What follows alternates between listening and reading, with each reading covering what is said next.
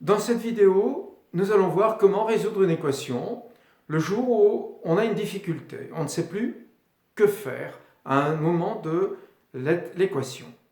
Alors cette vidéo, je l'intitule « Théorème Philippe-Meillet ». Oui, vous verrez, il ne s'agit pas d'un théorème, il s'agit d'un processus, mais d'une manière de dénommer cette méthode que vous ne connaissez pas. Alors prenons par exemple une équation à résoudre. 1 sur x plus 1 moins x égale 0. Le théorème Philippe-Meillet commence comme cela. Quand j'ai une équation, la voilà, et que je ne sais pas quoi faire, imaginons que là je ne sais pas quoi faire, alors premièrement, s'il y a un dénominateur, je mets au dénominateur commun. Alors, ici il y a un dénominateur, x plus 1, donc on met au dénominateur commun, x plus 1, le 1 reste 1, et le moins x est multiplié par x plus 1, égale 0. Le théorème Philippe-Meillet continue. Une fois les dénominateurs réglés, y a-t-il un facteur commun? Si oui, on factorise. Ici, il n'y a pas de facteur commun, ni au numérateur, ni au dénominateur. Donc on passe à la troisième possibilité, troisièmement, regardez la question. Oui, parce que quand on travaille sur des équations, au bout d'un moment, on ne sait plus où on va. Alors la question, c'est résoudre cette équation, c'est-à-dire trouver les valeurs de x pour lesquelles elle est vérifiée. Ici, je ne peux pas trouver les valeurs, alors le théorème Philippe-Meillet vous dit quatrièmement, développer. Vous voyez, dans le théorème Philippe-Meillet, on développe en dernier et non pas au début. Donc là, je développe, ça fait 1 moins x au carré moins x sur x plus 1. Je vois qu'au numérateur, j'ai un polynôme du deuxième degré, je l'ordonne. Moins x au carré moins x plus 1 sur x plus 1 égale 0. Et pour ceux qui savent déjà régler les polynômes du deuxième degré en calculant le discriminant et puis après les racines, on voit qu'il y a deux racines, 1 moins racine de 5 sur 2 et 1 plus racine de 5 sur 2. Donc, le polynôme va s'écrire sous la forme moins x moins 1 moins racine de 5 sur 2, facteur de x, moins 1 plus racine de 5 sur 2.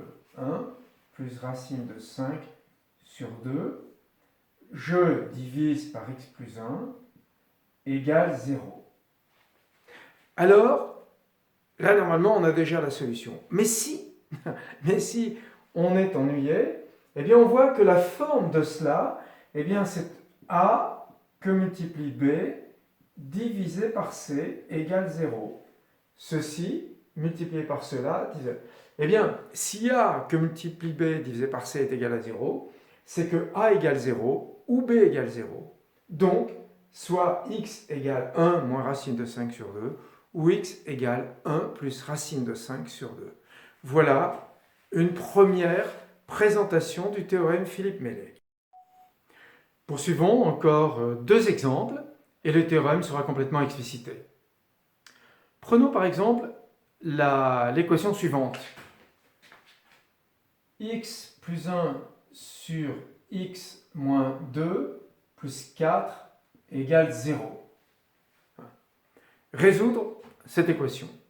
Théorème Philippe-Meillet, quand je ne sais pas quoi faire et que j'ai une équation, je regarde s'il y a un dénominateur.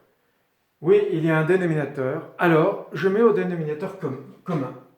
X moins 2, donc j'ai x plus 1 plus 4 facteur de x moins 2 égale 0. Question suivante, y a-t-il un facteur commun? Il n'y a pas de facteur commun au numérateur et au dénominateur, donc je passe. Troisièmement, regardez la question. Je dois trouver les valeurs de x pour lesquelles j'ai cette égalité. Je ne les vois pas ici, je ne peux pas les trouver. Donc quatrièmement, je développe. x plus 1 plus 4x moins 8 sur x moins 2 égale 0. Je poursuis, ça fait 5x moins 7 sur x moins 2 égale 0. Et cette égalité est égale à 0 si 5x moins 7 égale 0, donc x égale 7 cinquièmes. Voyons un dernier exercice plus complet. Sur la fonction y de x égale 1 moins 1 sur x moins 2 facteur de x moins 1 sur x plus 2. Théorème Philippe-Meillet, y a-t-il un dénominateur? Il y en a deux, x et x plus 2. On sait dans ce cas-là que le dénominateur commun le plus simple à trouver, c'est le produit des dénominateurs. Donc, le dénominateur commun va être x sur x plus 2. X facteur de x plus 2. Le 1 n'avait pas de dénominateur, donc il est multiplié par x facteur de x plus 2. Le moins 1 qui avait déjà x va être multiplié par x plus 2. Et le moins 2 x moins 1 qui n'avait que x plus 2 va être multiplié par x. Étape suivante, y a-t-il des facteurs communs? Par exemple, ici, il y a une chose que je peux faire, j'ai x plus 2 et x plus 2 en facteurs communs. Je vais les mettre. Donc, j'ai x plus 2. Ici, il est facteur de x. Et ici, il est facteur de moins 1.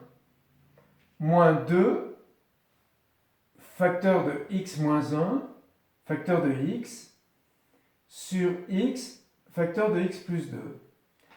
Je regarde à nouveau et je vois qu'il y a encore un facteur commun, x moins 1. Donc, ça fait x moins 1. Facteur de ici, il est multiplié par x plus 2. Et ici, il est multiplié par moins 2x sur x facteur de x plus 2. Et c'est donc égal à x moins 1, x moins 2x, moins x plus 2 sur x facteur de x plus 2. Voilà, par exemple, à quoi nous arriverions avec cette fonction. Je le répète, retenez ce théorème, bien que ce n'en soit pas vraiment un au sens mathématique du terme, ce théorème Philippe-Meillet, quand je ne sais pas quoi faire avec une équation, premièrement, y a-t-il un dénominateur? Oui, je mets au dénominateur commun. Deuxièmement, y a-t-il un facteur commun? Oui, à ce moment, je factorise. Troisièmement, je ne sais plus quoi faire. Je regarde la question parce que j'aurai peut-être un élément de réponse. Je suis déjà peut-être arrivé au bout. Et quatrièmement, si je ne sais plus quoi faire, je développe. Voilà ce théorème. Et je peux vous assurer que 100% du temps, ce théorème fonctionne très bien. Alors, à la prochaine vidéo pour d'autres astuces de maths.